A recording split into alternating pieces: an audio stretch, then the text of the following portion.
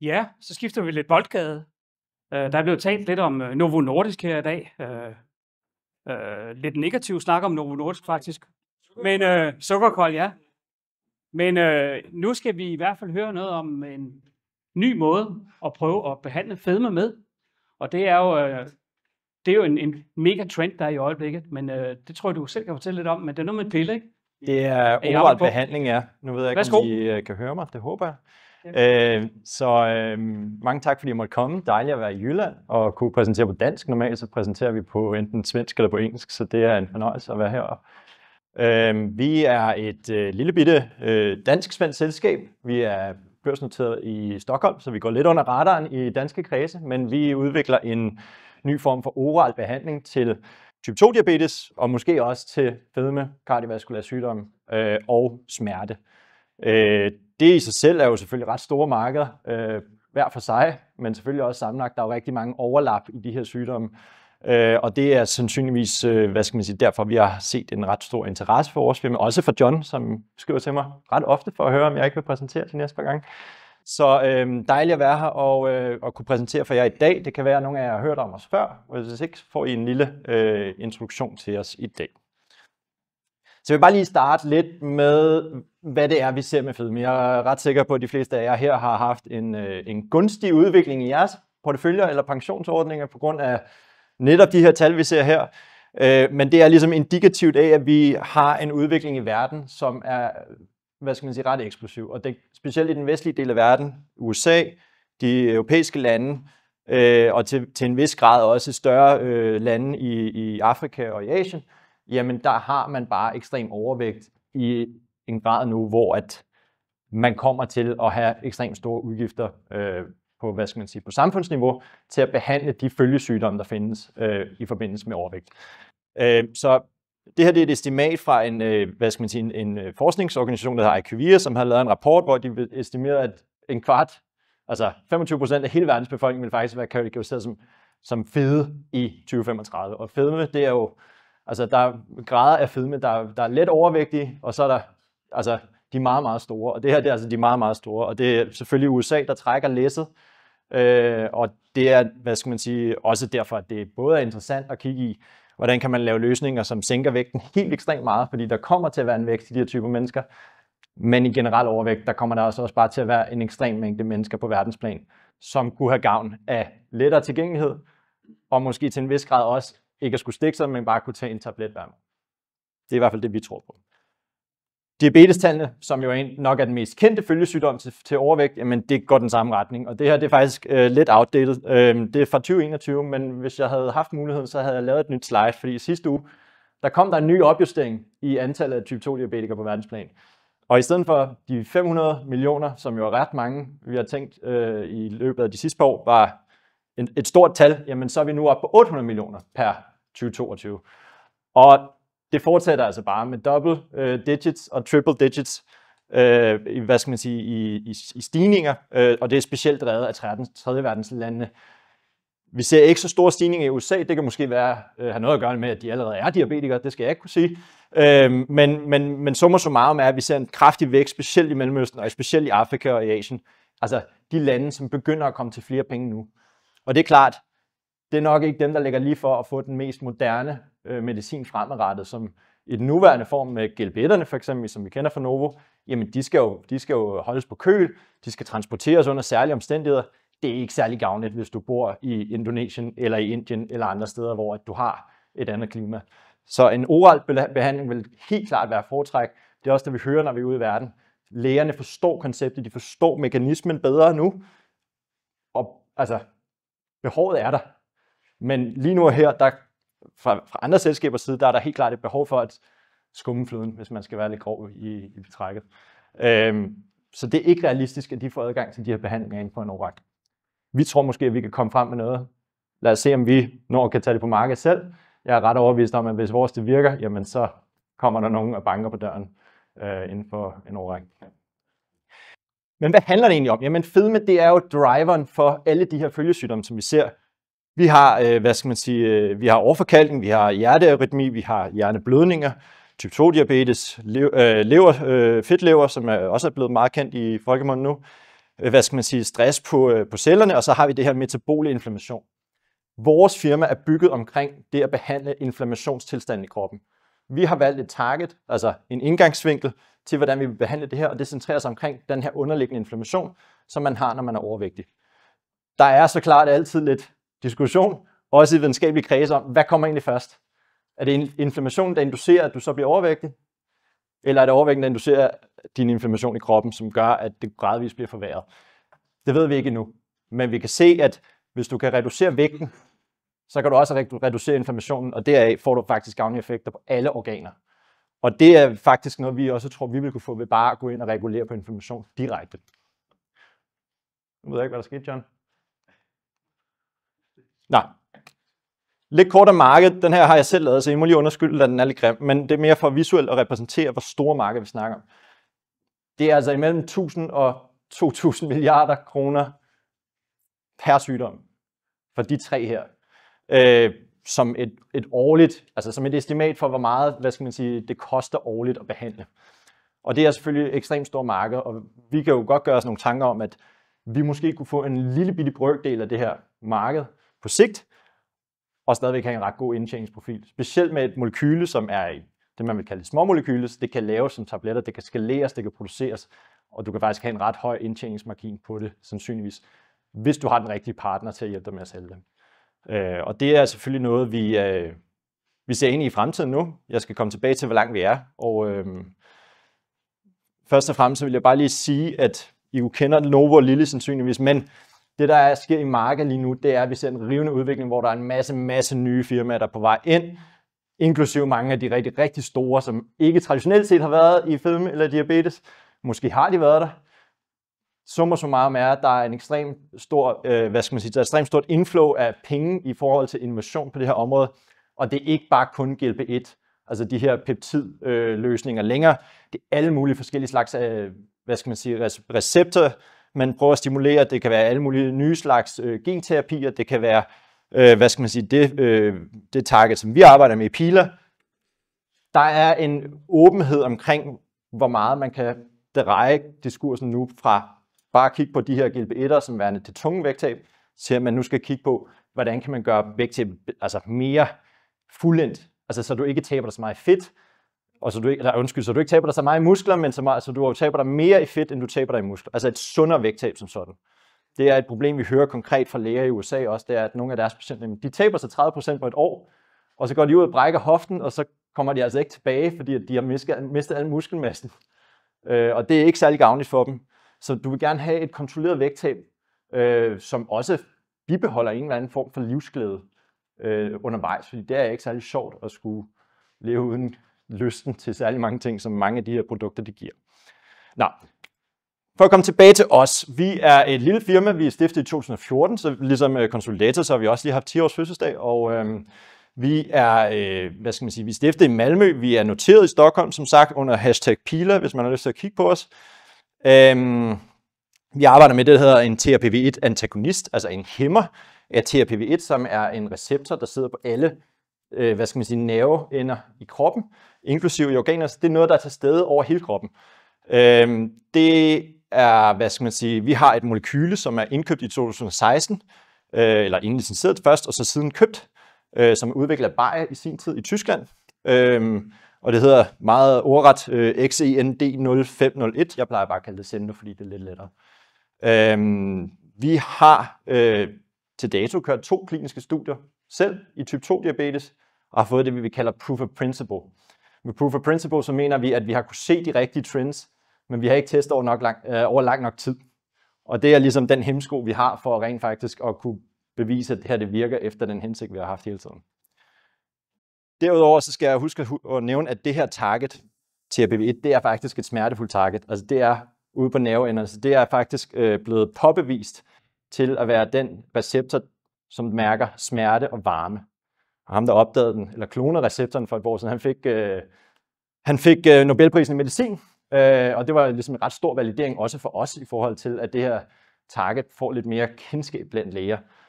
Vi har så den intention at udvikle til behandling af metabole sygdomme, hvilket ikke er noget, den har været kendt fra tidligere, så vi har lidt lidt behov for at skulle overbevise, hvad skal man sige, andre firmaer i det her segment om, at det her det måske godt kunne have en rolle at spille. Man kan sige, bare lige for at vende tilbage, altså det her target, hvorfor tror vi, det virker? Men Dorte, som er vores stifter, som I ser her, hun var forsker på Novo Nordisk i sin tid, dengang at de var i den spæde start med at kigge på GLP-1-agonister. Og hun fandt så faktisk ud af, at hvis man inducerede rotter, sådan nogle fede rotter, med capsaicin, som er den aktive ingrediens i chili, som binder til den her receptor, så kunne man faktisk forhindre, at de udviklede diabetes. Fuldstændig. Dem, der fik placebo, de udviklede diabetes og døde relativt hurtigt. Og det er ikke noget, der er beskrevet i litteraturen, så det har ligesom været hendes livsværk siden da.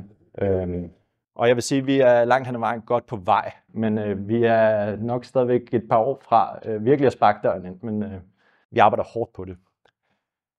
Jeg vil gennemgå det her meget, meget hurtigt, fordi jeg ved også, at jeg har begrænset med tid, men vi har det her produkt, eller undskyld, den her TRPV1-antagonist for Bayer, og vi har det, man kalder en orphan drug designation til en smertefuld sygdom i USA også. Det er noget, vi kommer til at kigge mere på fremadrettet. Det er, hvordan kan vi udnytte, at vi ejer det her molekyle fuldstændig, til at kigge på andre sygdomme. Hvordan kan vi bruge det her til at komme ud og tjene nogle penge, inden vi måske har noget på markedet inden for diabetes? Fordi diabetes, det tager lang tid, og det koster rigtig mange penge. Så vi kigger også på, hvordan vi aktivt kan komme videre nu, og se, om vi kan springe lidt frem og generere noget indtjening, som gør, at vi selvfølgelig kan hvad skal man sige, undgå at skulle lave kapitaludvidelse hele tiden. Og med det også så, hvad skal man sige, selvfølgelig kunne hvad skal man sige, bygge en pipeline op, hvor vi konstant kan hvad skal man sige, kan kanalisere nogle indtægter tilbage i pipeline, hvor vi så kan lave nye projekter.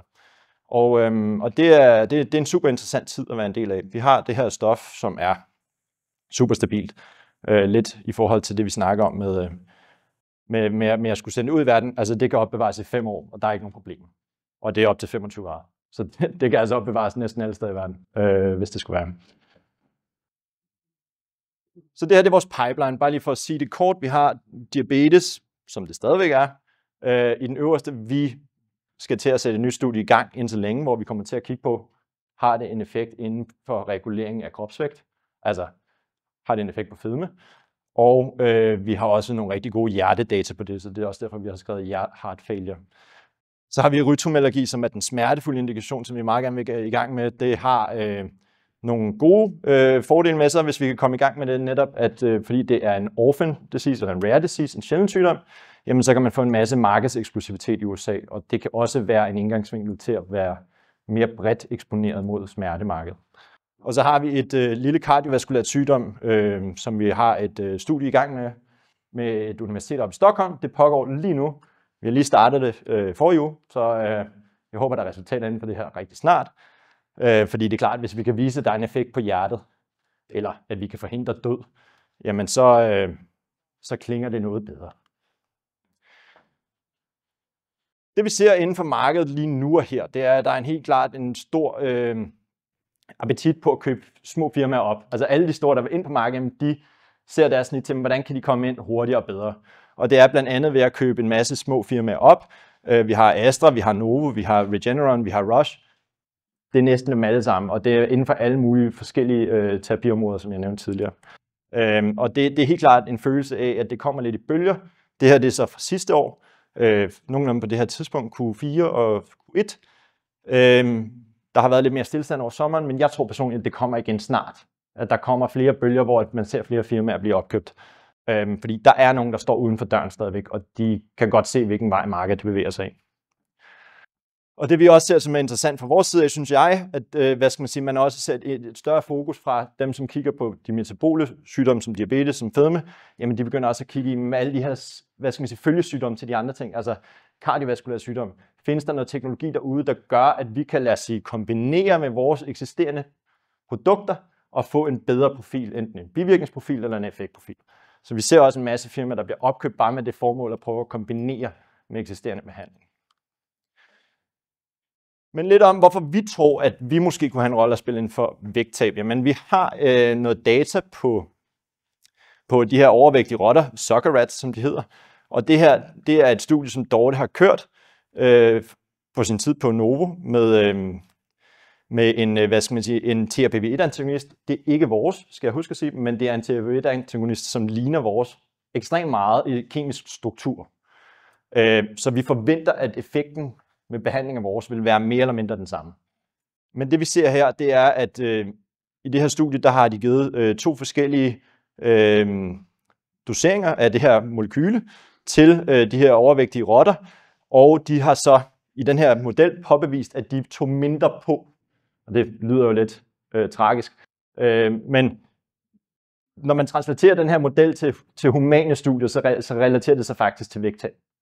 Så hvis du kan begrænse vægt, de her rotter tager på, jamen så burde du også kunne se et vægttab i mennesker. Men det er klart, at det ved vi jo ikke, fordi vi har ikke brugt vores egen endnu. Og det er så noget af det, vi jo kigger op meget på nu, som, hvad skal man sige, vil være en rigtig, altså det vil jo være en vækstdriver potentielt for os, hvis det var, at vi kunne vise noget som vægttab. Fordi at det er bare det, der er talk of town. Og det er som sagt noget, vi skal i gang med indtil længe. Men vi har lidt data på diabetes. Jeg løber igennem det relativt hurtigt. Jeg ved ikke, hvor indsatte folk er i diabetes som sådan, men det her, det er hvad skal man sige, en klassisk model for at måle insulinsekretion. Det her, det er i type 2 diabetes patienter, hvor vi har kørt dem over en måneds varighed, og så har de skulle tage det, man kalder en oral glukose-tolerancetest, hvor de får et glas med sukkervand. Det er pænt varmt, for at sige det på jysk. Og der kan vi se, at dem, der har fået vores molekyl, de har faktisk en bedre insulinsekretion i de efterfølgende 2 timer. Det er en ret, hvad skal man sige, hurtig eksponering, der er med det her type stof. Det indikerer for os, at det virker efter, hvad skal man sige, den måde, vi tror på. Men vi har også nogle begrænsninger i forhold til, at det molekyl, vi har arbejdet med, har ikke kunnet blive testet over lang nok tid. Så vi har kun kunnet teste af en måneds varighed, og i traditionelle diabetes-studier, der vil du gerne ud over, lad os sige, 3 måneder for at have en bedre idé omkring sådan noget som langtidsblodsukker og, hvad skal man sige, organeffekter osv.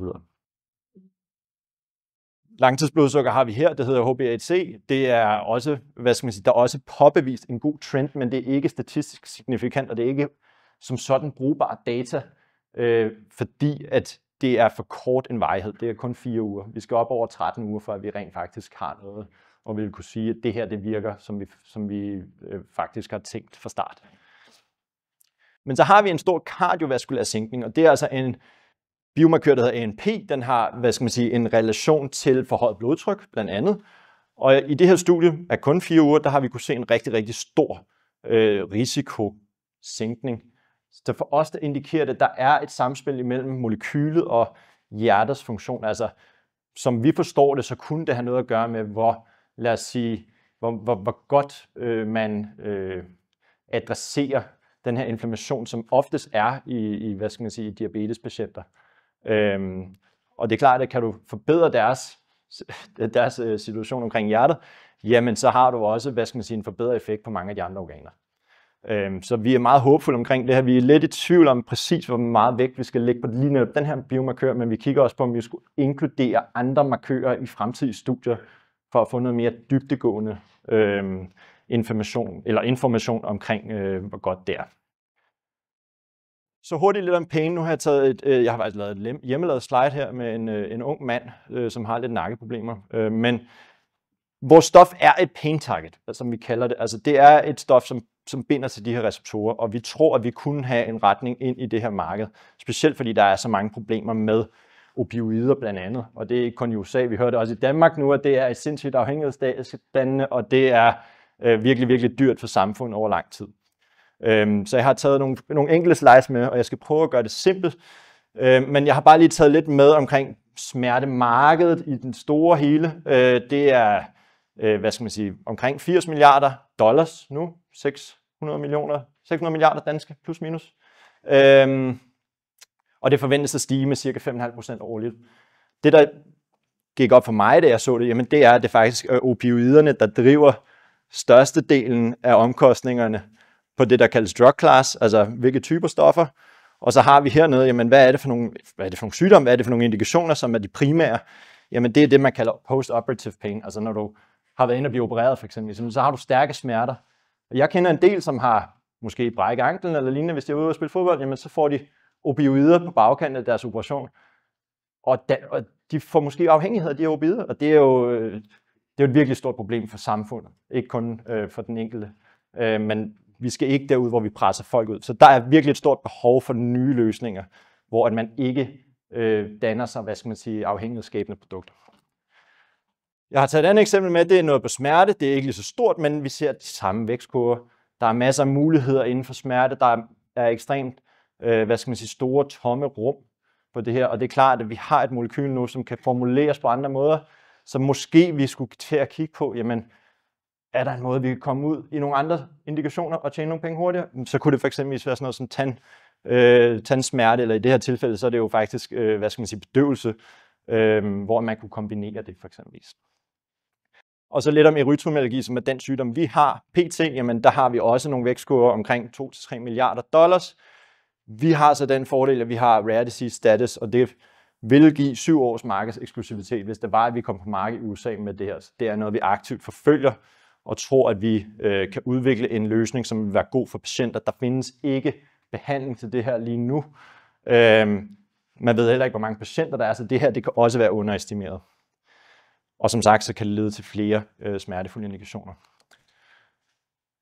Vi har haft et godt år, har jeg lyst til at sige. Det her det er First North Stockholm inden for biotech og life science, og utrolig nok, så ligger vi nummer 1. Det er så lige en uges tid gammel, det her slide, men vi ligger stadigvæk nummer 1, som jeg forstår det. Også selvom vi har en volatil aktie, som jo er meget naturligt, når vi er i biotech.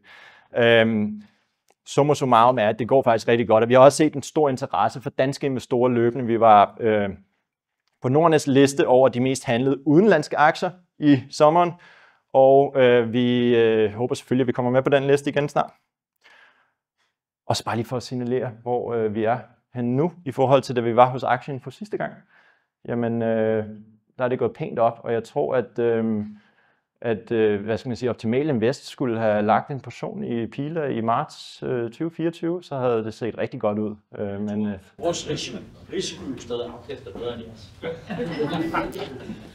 Den diskussion må vi tage på et andet tidspunkt, men jeg synes, jeg synes bare, at det var lidt sjovt at kigge på, at vi faktisk har formået at vende kurven lidt. Som så mange andre biotech-virksomheder, så har vi også været lidt hårdt ramt igennem en årrække af høje renter og så videre. Det kan John sikkert fortælle en masse om, men summa summarum er, at vi er på vej tilbage i den rigtige retning, og ja, det går også meget godt i forhold til dem, I ellers kender. Og ja, masser af nye aktionærer, god bestyrelse, sindssygt stærkt Scientific Advisory Board med Jens Juul Holst, som har opfundet GLP-1, og ligesom er faderen til moderne fedmemedicin. Og et lille C-team, og så mig selv. Og hvad vi har tænkt os fremadrettet, og hvorfor I skal investere, men det er jo selvfølgelig, at det er et kæmpe stort marked. Det er en aktie med masser af handel i lige nu og her, og selvfølgelig et fragmenterende marked, hvor der kommer til at være fokus på pillebehandlinger, og vi tror måske, at vi kan komme frem med en løsning. Så high risk, high reward, men det er der jo nogen, der kan lide, og man skal jo, i modsætning til det risikojusterede afkast, så skal man også nogle gange satse på de store. Yes, foreløbig tak, men vi skal lige have svar på nogle spørgsmål. Ja. Jeg står i hvert fald brænder inde med 2. Det projekt, I kører lige i øjeblikket med fedme, ja. Hvornår regner I med at komme med nogle data? Det kommer an på, hvornår det starter, helt præcist. Jamen. Altså, vi har jo lige udmeldt nu her, at vi har fundet det site, hvor vi skal køre det. Vi skal sende en ansøgning ind til myndighederne. Det er samme med de der britter, ikke? Det er, hvad skal man sige, på et britisk site i Cambridge. Vi skal lave en ansøgning til myndighederne, hvor vi lige skal afklare, at de er enige med os i, at det her det er den rigtige måde at køre et studie på, som det vi har tænkt os. Det vi har tænkt os at køre, det er et sikkerhedsstudie. Vi skal teste højere doser, længere tid. Vi skal ud over kanten, hvor vi ikke har været før med den her type stof. Og derfor er det vigtigt for os, at vi har myndighederne med på vores side i forhold til at sikre os, at det her det også bliver godkendt i første omgang. Fordi hvis vi får et afslag, så har vi lige pludselig balladen, ikke? Vi er jo også et lille firma, som har nogle aktionærer, som skriver til os en gang imellem. Men med det sagt, altså vi er helt klart på den, hvad skal man sige, vi er helt klart i de sidste faser, hvor at vi kigger på, at hvad skal man sige, på det her møde skeduleret, og så skal vi sende ansøgning ind, og så kan vi starte, så snart den er godkendt. Og så burde det være et relativt kort studie. Så. Du havde en slide, hvor du skrev noget, eller hvor der stod noget med TRPV1, agonisten, og så stod der Bayer. Hvad har Bayer med den at gøre? De har jo produceret, eller de har opfundet vores molekyle. Ja, men det er jeres molekyle nu. Det er vores molekyle nu. Vi ejer det fuldstændig. De har ikke noget med det at gøre. Det var dem, der opfandt det, og så har de taget det til first in man. Så yes. De var de første, der testede det. Har I nogle spørgsmål? Ja. Jeg har 2 spørgsmål. Ja. Det første det er et ja-nej-spørgsmål. Er I en opkøbskandidat? Hvis vi får gode data, så ja. Okay. Og så det næste spørgsmål, det kan være, at jeg misforstod. Det var en slide, jeg så, hvor det stod, at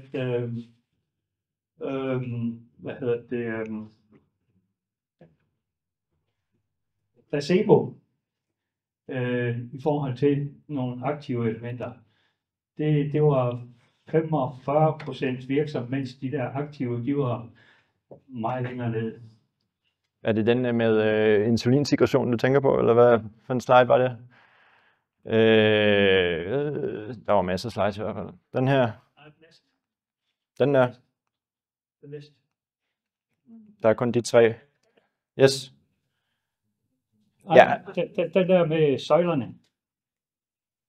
Med søjlerne, den her. Ja, det var i rottestudien. 45%, og det er placebo, og så de andre, det er nede i 25. Og... Jeg tror, det her det er bodyweight gain, så det er i, hvor mange gram de her rotter har taget på. Så den blå, altså placebo, de har taget lige underkanten af 45 gram på, og de andre har taget omkring 25 gram på. Så det var ikke ordentligt. Ja, men jeg beklager, hvis det er mig, der har forklaret den forkert. Så. Er det Bayers produkt, som Dorte hun lavede sit forsøg på? Nej, hun har testet bare med capsaicin, som er den samme ingrediens, der binder til den her receptor. Så hvad skal man sige? Hun kalder det jo chili-receptoren, fordi det er det, altså capsaicin er den aktive ingrediens i chili. Så hun, altså for at det er lidt lettere for den almene person at forstå, jamen så er chili-receptoren det mest normale udtryk. Så hun har bare brugt almen capsaicin til at inducere de her rotter i sin tid. Men man kan så også bruge en syntetisk produceret THP-beta-antagonist, som i vores tilfælde.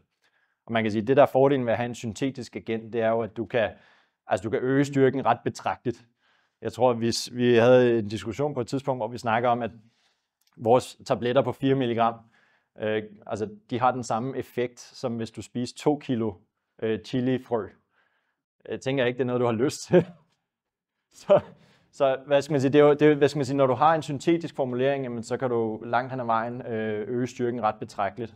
Og så kan man formulere det på forskellige måder, så det enten optages ekstremt hurtigt eller ekstremt langsomt. Ikke? Altså, der er rigtig mange muligheder. Ja, det var de sidste ord, Gustav. Ja. Tak for en rigtig god gennemgang. Og tak. Jeg er sikker på, at hvis der er nogle spørgsmål, så man er kan I mere også velkommen til at komme ned forbi. Tusind tak. Og jeg har faktisk pillerne med også, hvis man lige vil se dem.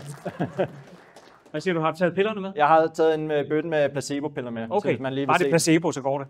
Ja, I behøver ikke frygte for livet, hvis I tager.